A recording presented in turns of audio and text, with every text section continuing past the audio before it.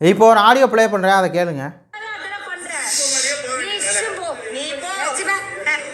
சொல்கிறாங்களா இப்போ சீப்போ அப்படிங்கிறாங்களா, இதான் வந்து சண்டை. இந்த சண்டைக்கு போயிட்டு இருக்கும்போது இப்போ என்னென்னா தர்சிகா வந்து இது என்ன உங்கள் அப்பா வீடா அப்படின்னு சொல்லி கேட்டனால தானே மிகப்பெரிய ஒரு சண்டை வந்துச்சு. அதுக்கு முன்னாடி ஜாக்லின் ஒரு வார்த்தை வந்து விட்டுருக்காங்க.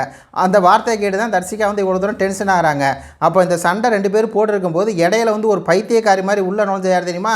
இந்த சௌந்தர்யா அப்படிங்கிற பைத்தியக்காரி தான். என்ன வார்த்தை ஜாக்லின் சொல்கிறாங்க அப்படின்னா, நீ ஒரு பைத்தியண்டி, பைத்தியக்காரி மாதிரி பேசுகிற, நீ ஒரு கேவலண்டி, நீ வந்து ரொம்ப கெட்டவடி, கேடு கெட்டவடி அப்படின்னு சொல்லி நீ வந்து பைத்தியக்காரின்னு சொல்கிறாங்க.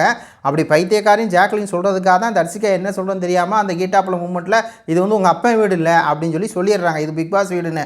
உடனே வந்து பார்த்தீங்கன்னா இந்த சௌந்தர்யா அப்படிங்கிற 1 நம்பர் ஃபேக்கு 2 பேர் தானே சண்டை போயிட்டு இருக்குது. நான் வந்து இந்த மாதிரி வந்து ஜெஃப்ரிக்கு எவ்வளோ தோப்புக்கணம் கொடுக்க 136 போட சொல்லிய தர்சிகா, நீ எல்லாம் என்ன ஒரு ஆள் கேவலமான ஆள் அப்படிங்கும்போது உன் ஃப்ரெண்டுக்கு ஒன்றா நீ வர்றியே, அப்படிலாம் வராதடி, இது வந்து நம்மளுக்கு டீமன் அப்படிங்கிற டாஸ்க் கொடுத்துருக்காங்க, அதனால் நம்ம வந்து விளையாடுறோம் அப்படின்னு சொல்லி தர்சிகா சொல்லிட்டுருக்காங்க. ஆனால் அந்த சீப்போன்னு சொல்லாத அப்படின்னு சொல்லி அவங்க கோரில் வந்து ரைஸ் பண்ணி பேசிகிட்டு இருக்காங்க.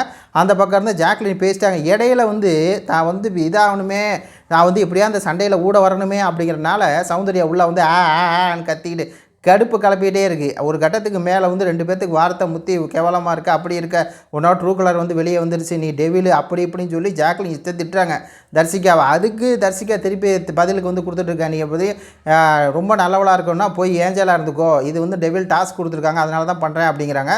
ஒரு கட்டத்துக்கு மேலே பைத்தியம் அப்படின்னோட தான் இவங்க வந்து உங்கள் அப்பா வீடு இல்லை அப்படின்னு சொல்லி சொல்கிறாங்க மக்களை. இதான் வந்து உண்மை. நம்மள்ட்ட என்ன இருக்குது, ஆடியோ வீடியோ இருக்குது, எல்லாமே இருக்குது. அப்போது இன்றைக்கி 1 ஹவர் எபிசோடில் வந்தால் உடனே வந்து சௌந்தர்யா பண்ணது கரெக்டுன்னு ஆயிராது, எத்தனை ஒரு எபிசோடில் வந்தாலும் வந்து கரெக்டுன்னு ஆயிராது. அந்த மாதிரி வந்து சொல்லிட்டாங்க. உங்கள் அப்பா இல்லைன்னு சொன்ன உடனே இது போய் அடிக்க போகுது.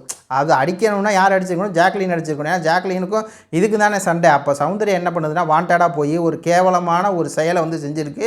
இதை யார் ஏற்றுக்கவே ஏற்றுக்காதீங்க. உங்கள் கருத்துக்களை சொல்லுங்கள். நன்றி, வணக்கம்.